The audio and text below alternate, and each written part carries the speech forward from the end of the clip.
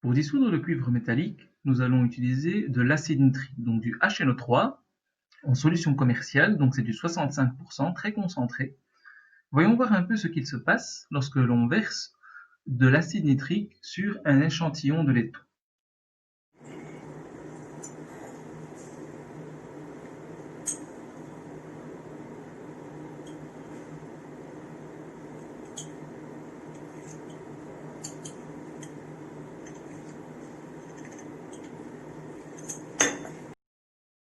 Si on attend un peu plus longtemps, regardez ce que nous observons.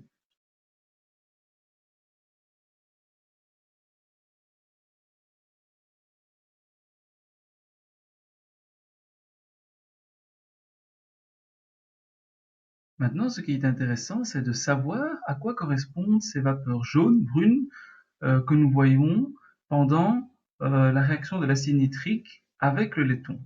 Eh bien, il s'agit en fait de dégagement de NO2, donc dioxyde d'azote. Quand toutes les vapeurs de NO2 ont été éliminées, eh bien, on remarque que la solution devient bleue. À quoi est due cette coloration bleue, à votre avis? Eh bien, elle est due à la formation des ions Cu de plus. Donc, on remarque d'une part que le Cu métallique a été oxydé en ion Cu de plus. Donc, nous avons déjà un premier couple oxydant-réducteur. À votre avis, quel est le deuxième couple oxydant-réducteur mis en jeu? Eh bien, le deuxième couple mis en jeu est le couple NO3-, NO2. NO3-, les ions nitrates proviennent de l'acide nitrique, et NO2, c'est le gaz brun qui se forme. Donc ici, on fait d'une pierre deux coups. L'acide nitrique sert à dissoudre le laiton, mais aussi d'oxydant pour oxyder le cuivre métallique en cuivre 2+. Maintenant que nous connaissons les deux couples redox mis en jeu, nous pouvons ainsi écrire les deux demi-réactions, donc d'oxydation et de réduction, mais aussi l'équation globale d'oxydoréduction. Mettez pause et essayez tout d'abord d'écrire l'équation globale à vous seul, et puis nous verrons votre réponse.